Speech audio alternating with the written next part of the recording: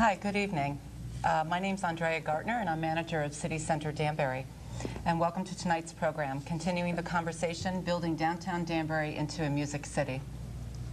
Danbury has always been a place about community, and nowhere can the community celebrate better than downtown.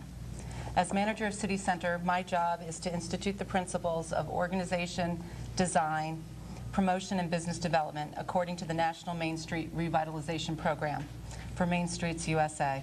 This federal program was created about 20 years ago to address the concerns of declining downtowns across the country with the building of malls and big box stores outside city centers. City Center Danbury is a member of the National Trust for Historic Preservation and the Connecticut Main Street Center, the state organization that institutes the 4-point federal program. We are very excited about what's going on downtown. Downtown development starts with residents who live downtown and is largely dependent on establishing certain resident populations. For a healthy and vibrant downtown, city dwellers come in 3 waves. The first wave is the risk oblivious, the second wave, the risk aware, and thirdly, the risk averse. For a strong revitalization of a downtown area, you need these 3 waves to happen chronologically. Often developers develop downtown areas to the risk averse, for example, the dentist from New Jersey, if you will, when there aren't the services to support that type of population. For example, no Starbucks and a New York Times at 7 o'clock in the morning on a Sunday. What is needed first is housing for the risk oblivious, traditionally artists and students. And downtown is on its way towards that first step with the opening of Brookview Commons and will bring 350 students to downtown. City Center is also actively working with property owners to identify potential artist co-op space in City Center. All this helps move us forward and solidify that first wave on the road to successful downtown development. City Center is a not-for-profit organization that is led by a board of commissioners. We meet monthly throughout the year, and I will say that I am very fortunate to have such a committed and thoughtful group guiding our future efforts. We mindfully use the principles of organization, design, promotion, and business development as a filter in our programming and organizational decisions. City Center comprises about 1 square mile of the Special Services District that overlaps much of historic downtown. The district runs from Franklin Street by the railroad tracks down to St. Peter's Church and roughly 1 block out from either side. City Center is supported through a special tax that is levied on the City Center District property owners and also by support from the City of Danbury. We collect individual donations during our concerts on the Green, and we are underway with an effort to appeal to individuals to contribute to the Danbury Downtown Council. The Danbury Downtown Council is the organizational part of City Center that brings the farmers market, the summer concert series, the Taste of Danbury, Halloween on the Green, Light the Lights, and hopefully First Night. So if you are a believer in the ongoing effort to revitalize downtown, please consider becoming a member. Our membership levels include seniors, students, individual families, donors, and sponsors. With a renewed energy to bring arts and culture to the Central Business District, City Center is committed to downtown's vibrancy and sustainability.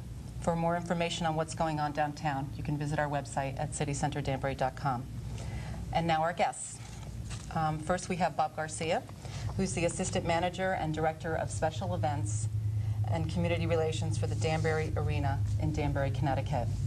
Bob works with promoters of ice and non-ice events, as well as serving the local skating community. The year 2006 saw an estimated 500,000 people come through the arena doors. In his position, he works very closely with local and national promoters, the Danbury Police, City Center, and others to establish the ice arena as a premier venue that will hold 1,500 to 2,750 seats right in downtown. This effort is an outgrowth of an attempt to service all the people in the greater Danbury community and give them a place to recreate and be entertained. Bob is also a big music fan of all genres, having attended over 400 concerts, from Kiss to Bob Dylan to Shania Twain and Linkin Park. Welcome, Bob. Thank you for having me. We also have Pete Walrath, editor of Hat City Entertainment, a monthly newspaper that highlights cultural events in the greater Danbury area. Pete continues to evolve his paper as a source for what's going on in the area's music and cultural scene. We at City Center appreciate the very visible coverage in this month's Hat City Entertainment featuring our Gateway Mural Project and the Taste of Danbury. Hat City Entertainment is now available at 140 locations and continues to grow. With a readership of over 10,000, also with a readership of over 10,000. Pete is also a talented musician with ties to the music community and a true advocate of Danbury and downtown living. One of the original founders of the Gas Ball Festival and partner in the Hat City Music Festival, Pete has been tenacious in his commitment to downtown. Pete is also a graduate of Western Connecticut State University. Thanks for coming back. You're welcome. And lastly, Tony Jacobellis, who's the booker and promoter of Cousin Larry's Cafe. Since November of 2005, Tony does all the booking and promotion for Cousin Larry's on Kennedy Avenue in downtown Danbury. Whoops, I'll correct myself, that's Elm Street. Elm Street. Tony started his Sub Rosa Party concert series in December 2005 as a vehicle to bring in musicians from outside the Danbury area.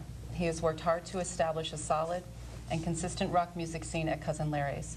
Open mic nights on Monday and a welcoming atmosphere have made the club a stop for indie rock and alternative bands passing through the region. More New York City musicians play at Cousin Larry's than anywhere else in the area. I want to remind our viewers that this is a call-in show, and we invite you to call in to answer questions to continue this conversation. We can't have much of a conversation if you don't join us. So please call 792-4101. That's 792-4101. Okay, so here we are again. Pete and Tony, thanks for coming by. Thanks for having me. Again. We've been fortunate to be invited back to continue this conversation of how to grow Danbury into a music city. The response to the first show was really overwhelming, and anyone who visited the blog to see that the airing of that show at iawab.blogspot.com would have noticed that we had one of the highest postings of any show that's ever been aired.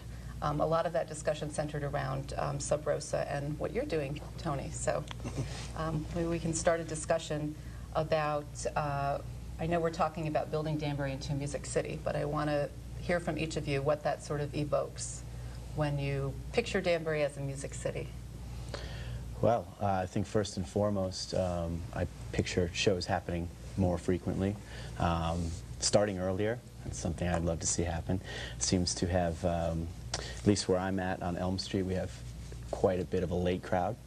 And I know last time we spoke quite a bit about having more all-ages type venues or all-ages type ventures, shows, things of that nature. I think that's something that could help. So I think just the term Music City makes me, you know, quite frankly, think of a music filled with city. Music filled with city, a city filled with music, of course. Just much more of what's happening already. Yeah, I agree with the same thing. Like, well, we're mainly a family entertainment venue, so that's what we're looking to bring in majority. But to me, the diversity of it, that we realize that we have a lot of different types of people in this community, that we're bringing something in that'll entertain all those different types of families, from individuals to whole groups of families coming, and hopefully make it more affordable. I think that's the thing. A lot of people are looking for something fun that's local, that's also affordable, and makes it convenient for them to do on a work night as well as on a weekend. And that's what we're looking to try to help with, bringing some diversity in some of what's offered for people to go out and say, hey, we want to do something tonight. Yeah, okay, great, this is happening at the arena, or this is happening at this theater, or this is happening at the Ives, or whatever it is. You know, there's something for everybody and something for every size type of performance, because every type of performer or type of show has maybe a different size associated with what it can do with its production. So. Well, I think you make a great point with accessibility to cost. Yeah. I think, as all of us know, it's very expensive to live in this area, and if you have a family, to take a family out to entertain a family of four can get quite expensive quite quickly. What is the range of the people that come in through the arena? Is it? Yeah, I mean, we as young as 3 to 4 years old, because of, you know, obviously we have a lot of ice activities, obviously, and that's our main source of business. And we're looking to differentiate that so more people can come and use our building. It's very well located, and it brings people downtown to use the restaurants, to use any of the things that are offered from a number of different areas, from the shops. So anywhere really from 3 up to 70. And so we feel that but there's a lot of people that aren't using us right now, because maybe that's not what they're interested in doing, and you know, some people, we may find that they are interested in doing that, but we also want to have a breadth of a lot of other things, so people say, hey, this is at the arena, it's convenient, let's go down and check it out, and you know, and that's what we want to do, be there for a lot of different people, not just to one group of people. So Yeah, the location of the arena is very good. It's right down near the green, near the parking garage. It's a good jumping off point for other activities that might be happening downtown. So Pete, what's your image of a Music City? Well, I think Tony mentioned an important thing, and that's that it's an extension of what's already going on. You can't say that we're not already sort of a music city because there's been so much talent here for so many years. Going back to, of course, the big names that everybody knows about Danbury, Charles Ives, Marian Anderson, but also the grassroots DIY type scene that's been going on for 30 years, maybe more. I mean, I think one of the contemporaries that we run into downtown, Dave Bonan, actually tried to do a history of the Danbury music scene, which was eventually published in Intermix magazine, has not yet been published in my newspaper, but I think he found as he delved deeper and deeper that it goes back farther than any of us even think. The grassroots, the rock and roll, the do-it-yourself kind of stuff. I think we need to have more nationals. It's happened successfully for brief spurts in the past. It's happened not so successfully in the past. Obviously, we talked briefly about the Palace Theater. That'd be a great venue to get open, but that doesn't need to obviously dominate this conversation. So a place like Bob has, it would be prime candidate for a venue to bring in national entertainment, I think. You get people coming in from out of town that way. I think destination city is what we're going for in that regard. I also think that, speaking of diversity, Western Connecticut State University being known for its music program and what a great music program it has that's developed a lot over the last couple decades.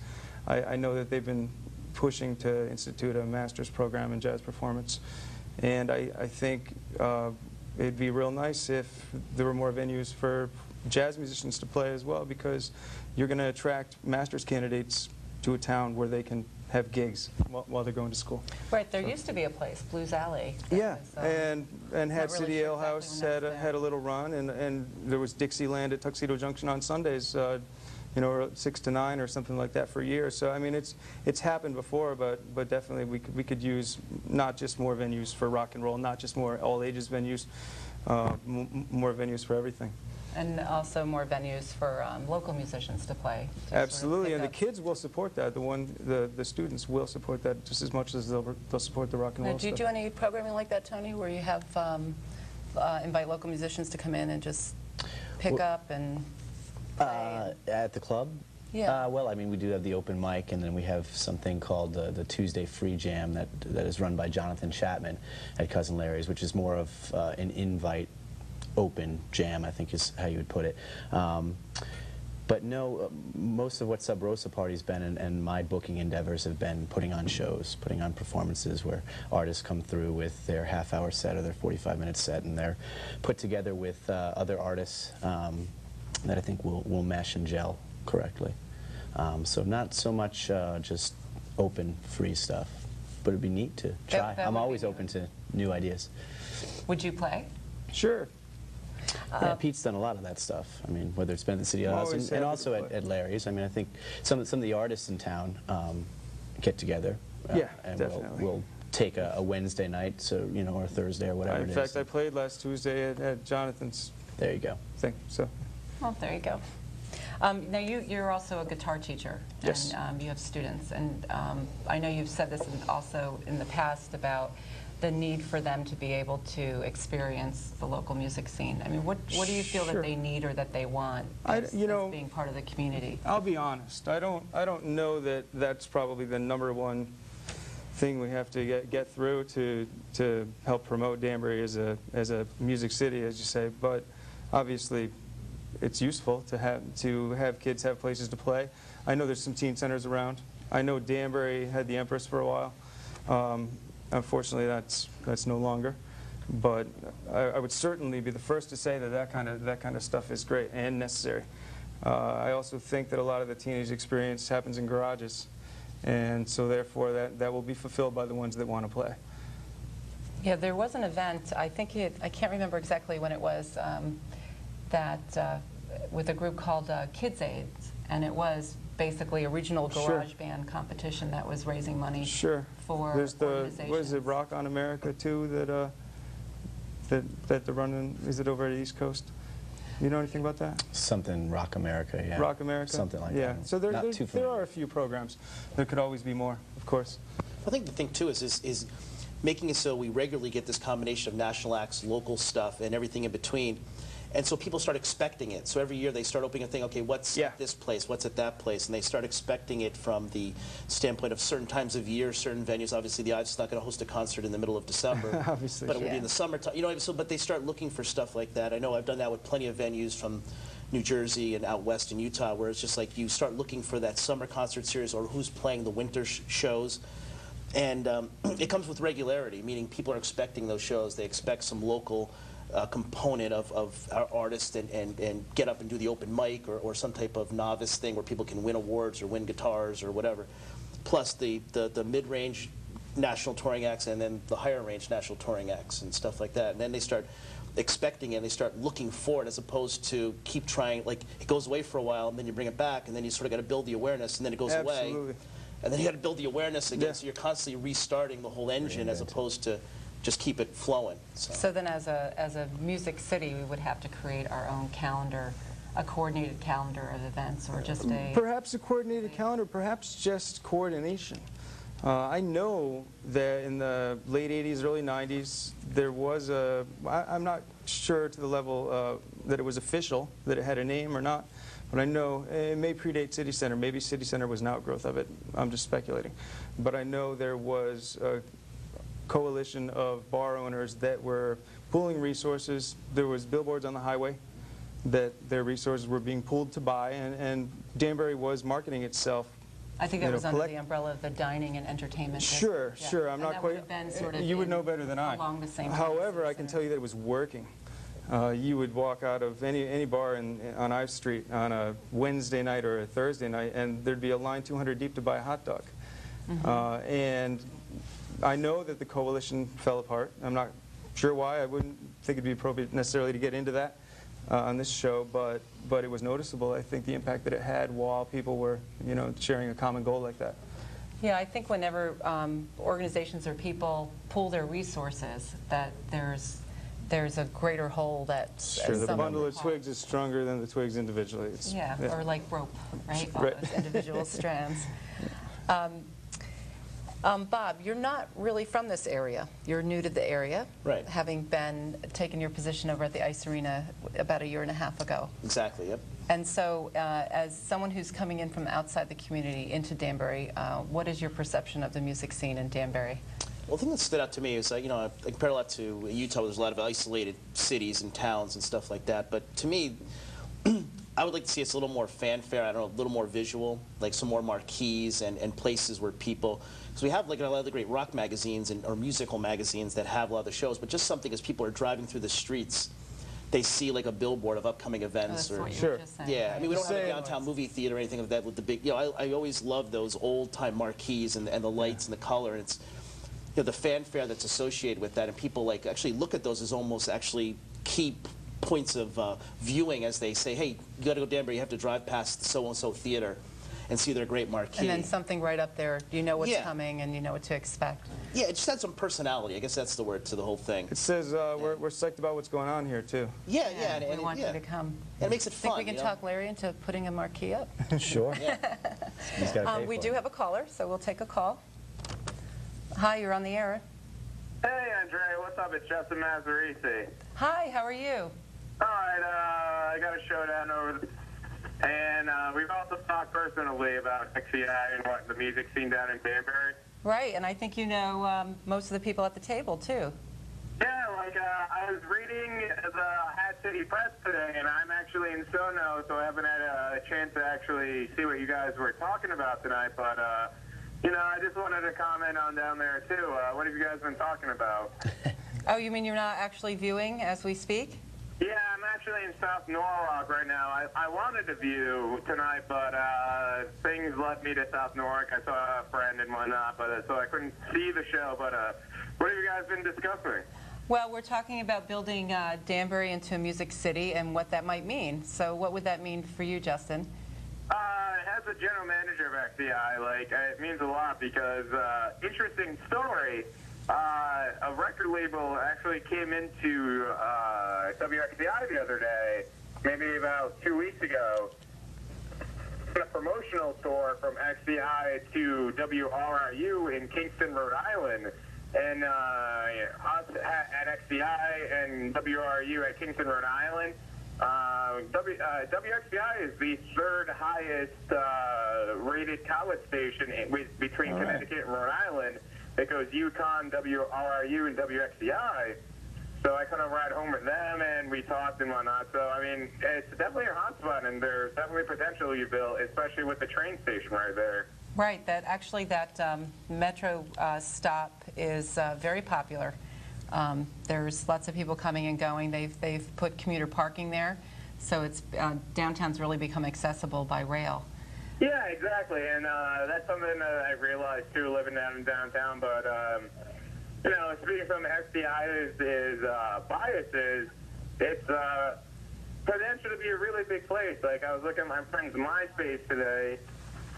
He went out to Europe. It's this band called Apps, but he's not big in Danbury. When he plays in Danbury, there's about 20, 30 people. But when he goes over to Europe, he plays with like Fall Out Boy and stuff, and he actually had a picture that said he was talking about Danbury's music scene in the late 1990s, and apparently it was pretty hopping. So you're at XCI now. If you're recommitted to that station, you're there for another year? You're going on to do graduate work? I'm with XCI. I just rented an apartment right next to the campus, so it's till May. I'm officially there until December. I want to do a lot with downtown, as I talked with you, but we need the manpower. But we're changing it up, and the manpower will be there next semester because I'm changing the meeting times when everybody meets. So we're gonna have a lot more manpower come the fall semester. So whatever you guys are talking about, the XCI is definitely going to be behind it. Yeah. That's great. What would you like to see? What would you be willing to do? Well, with the new dorm in downtown Danbury, me personally, I would like to see some more action downtown because ultimately with the bridge of XCI and the music program out of Western Connecticut, which is like top in New England, I don't see a reason why we shouldn't be working together. And ultimately, I want to bring it out to the downtown green somehow, you know, but we need the manpower first, and that's probably not going to be something until down the road, but ultimately, you know, that's the goal. That's all great, Justin. So when are you going to come back and see me? When are you going to drop by? Should get him on the next show. Well, I'm going to be pretty busy once when the school semester starts, especially with my own show on Comcast, Tuesday nights with Mac and Al Brune. Oh, I was going to ask you to be on my show next time. Yeah, shameless plug if you want to call it that, but yeah, it's pretty shameless. XCI's main goal, but yeah, I actually wanted to talk to you at some point with working with downtown Danbury, but like I said, we need to make. Once we get organized out at XCI, we'll be ready to rock and roll. Well, that's good. That's all great to hear. Thanks so much for calling. All right. That was great that he called. Yeah. So we're not on top of his priority list for this viewing of the show, but we're pretty close that he called in. But at least he thought about us. He did. Yeah. But once again, he's talking about teamwork, and he's talking about there's no reason something shouldn't be happening. Right. I think very true. With the university there, with the new students coming downtown, with venues, some venues existing right now, with hopes of more coming along. Isn't there something you do with XCI on Monday nights, right? Through the Sub Rosa party, which is, again, my initial venture with Cousin Larry's. It's grown to be a little bit more than Cousin Larry's now, but one of the things that I was passionate about from the start was WXCI. And getting them more involved, if even the slightest, getting a 91.7 banner hung up in the club to show that there is some sort of support or some linking of arms, and found out that that was pretty easy to do.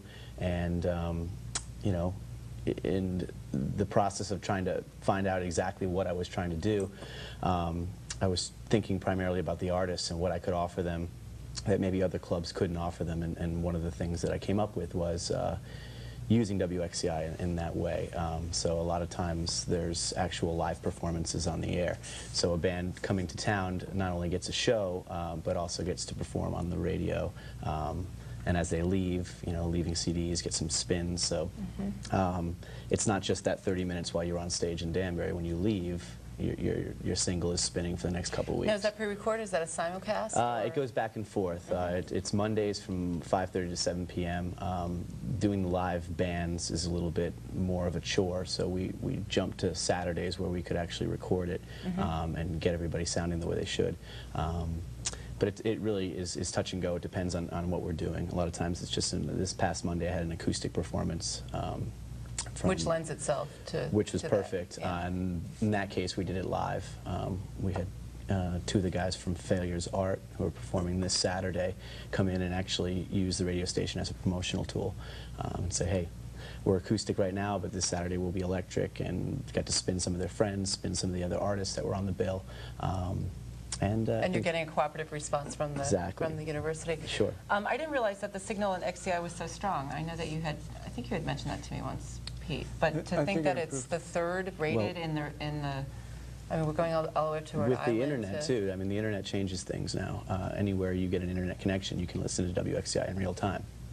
So whether Wow. or not you're in your car, through this glory of MySpace, you just type in, WXCI, and it's a live stream. Wow, that's a wonderful tool at our disposal.